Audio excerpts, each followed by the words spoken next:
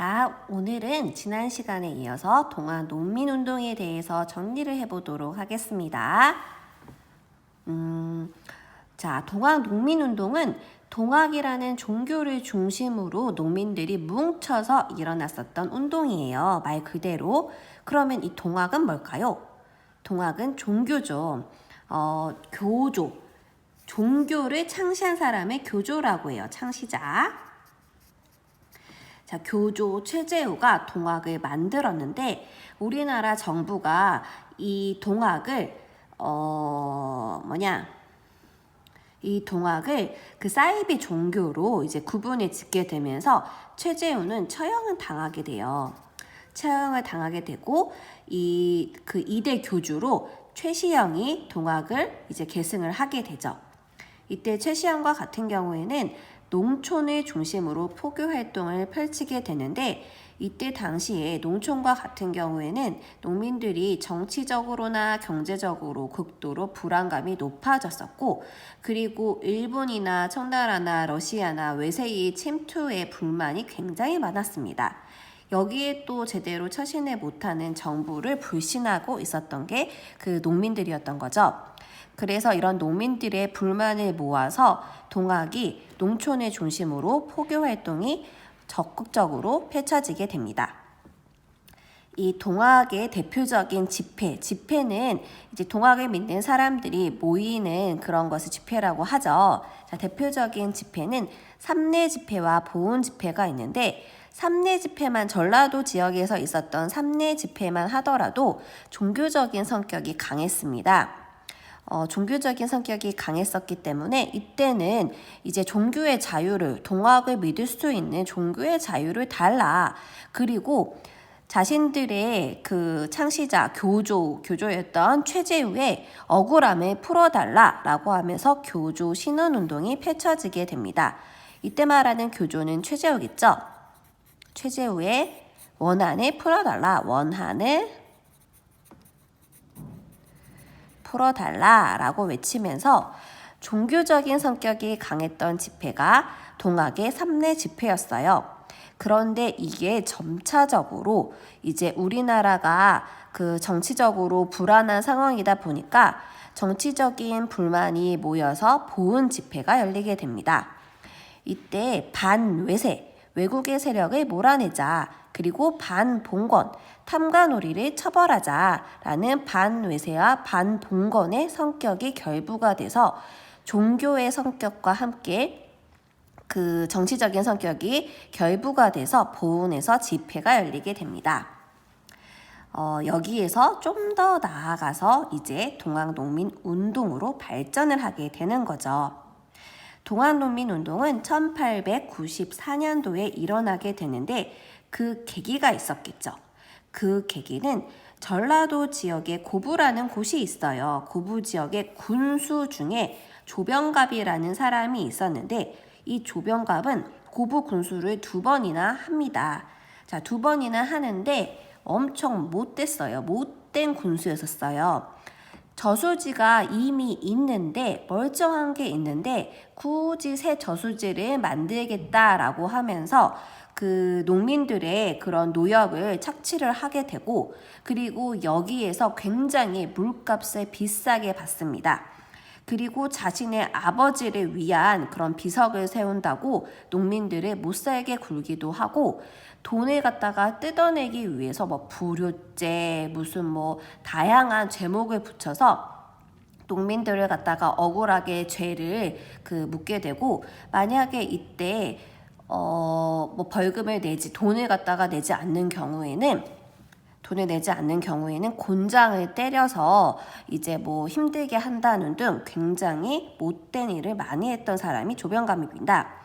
여기에 불만을 품었던 사람이 정봉준을 중심으로 동학농민운동이 일어나긴 했지만 원래는 정봉준의 아버지가 조병갑을 찾아가게 돼요.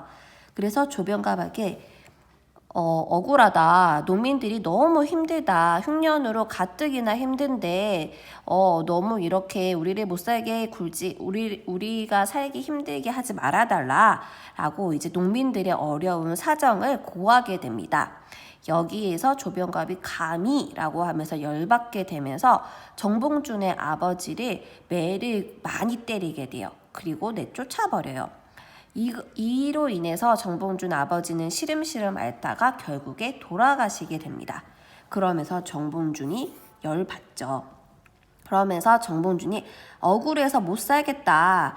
억울해서 못 살겠으니까 우리 농민들 뭉쳐 외치게 되면서 고부 지역을 중심으로 고부 농민 봉기가 처음 일어나게 됩니다. 아이고 고수래요. 고부 지역을 중심으로 농민 봉기가 일어나는데 정봉준은 제폭구민이라는 구호를 외치게 됩니다. 폭정을 제거하자.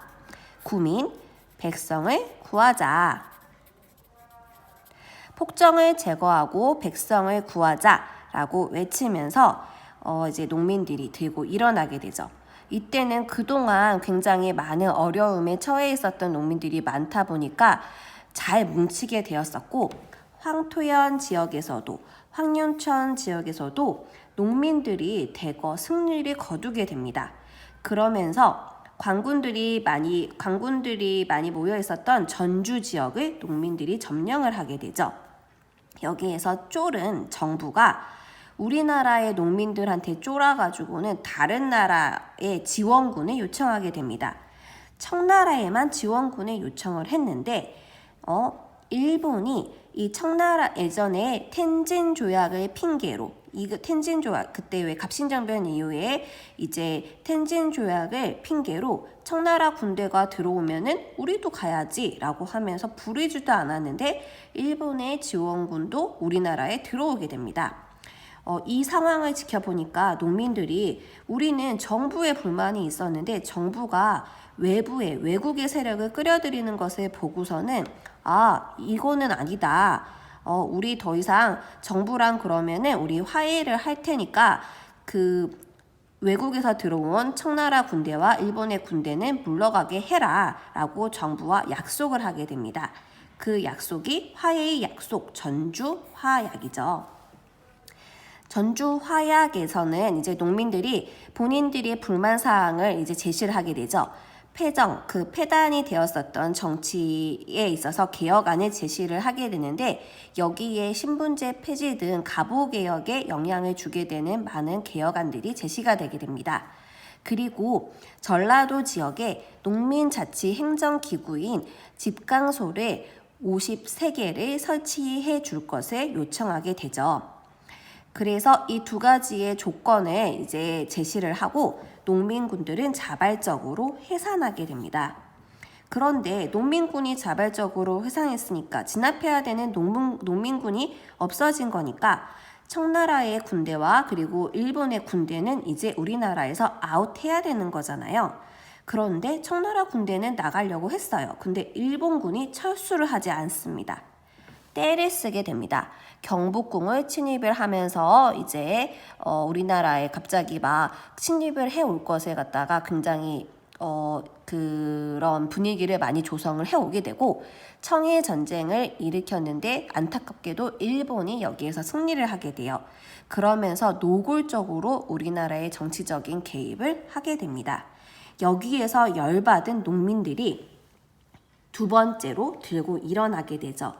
1차 농민 봉기는 정부에 대한 정부의 그런 전통적으로 이제 나쁜 폐단을 갖다가 이제 없애고자 했었던 반봉건적인 성격이 강했다라고 한다라면은 2차 농민 봉기는 일본군과 같은 외국 세력을 몰아내기 위해서 농민들이 뭉치게 됩니다. 이때 공주 지역의 우금치라는 곳에서 전투를 벌이게 되는데 농민군과 관군과 일본군이 싸움을 벌이게 돼요. 웃기죠. 광군이 우리나라 농민군 편에 들어두지 않고 일본군의 편에 들어준다는 게, 근데 이때 광군과 같은 경우에는 일본이 이미 물밑 작업으로 친일 내각을 중심으로 하는 군대였었기 때문에 일본의 편에 서서 농민군을 진압하는 하기 위해서 일본군의 편에 서게 됩니다. 근데 이때 당시에 농민군은 막 호미 들고 낫 들고 곡괭이 들고 이러고 싸우고 있는데, 광군이나 일본군과 같은 경우에는 우수한 군대적인 그 무기와 장비로 무장이 되어 있었던 상황이었어요. 그래서 게임이 안 됐죠. 안타깝게도 농민군이 대패하고 맙니다. 정봉주는 이제 농가에 숨어 있다가 결국에는 체포당하게 되고요. 그러면서 동학농민운동은 실패로 끝나게 되었습니다. 하지만 동학농민운동은 우리가 지금 역사 시간에 배운다라는 것은 그만큼 그 중요한 의미가 있는 거죠. 동학농민운동의 의의는 다음과 같습니다. 우리나라의 전통적인 질서 중에서 나쁜 부분, 반봉건적인 신분제 등 이런 부분을 갖다가 없애고, 그리고 외국의 세력을 몰아내고자 우리나라 백성들이 똘똘 뭉쳤던 반봉건, 반외세의 성격을 지니고 있는 민족운동으로서의 의의를 가지고 있고요. 그리고 갑오개혁의 여러 가지 패전개혁안에서 제시가 되었었던 여러 가지 개혁안들이 갑오개혁에 많은 영향을 주게 됩니다. 그리고 후에 동학농민운동에서 살아남은 동학농민군들은 이제 일제시대 때 항일의병운동으로 계승이 되어서 우리나라의 독립운동을 펼치는데 굉장히 많은 기여를 하게 되죠. 자, 오늘은 이렇게 동학농민운동에 대해서 간단하게 살펴봤습니다. 다음 강의에는 갑오개혁과 관련된 부분을 배우도록 하겠습니다. 우리 이제 몇 주 안 남았어요. 정말 조금만 더 힘내서 건강관리 잘해서 건강한 모습으로 다시 만날 수 있도록 합시다. 안녕.